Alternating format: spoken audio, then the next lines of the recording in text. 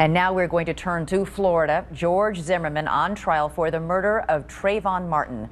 Today, the jury heard from Zimmerman's former college professor who seemed to catch George Zimmerman in a lie. Just what did he know about self-defense? ABC's Matt Gutman has more now from the Florida courtroom.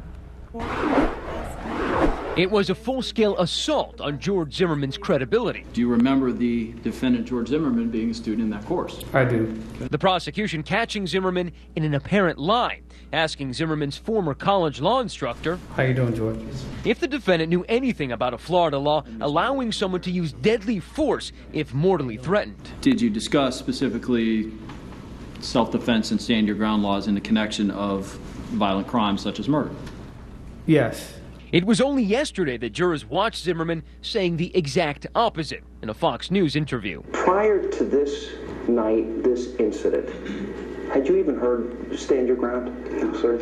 You'd never heard about it before? Zimmerman got an A in that class in 2010. His team arguing this all comes down to self-defense. You don't have to wait until you're almost dead before you can defend yourself. No, I would advise you probably don't do that. Yeah. Eliciting a chuckle from Zimmerman.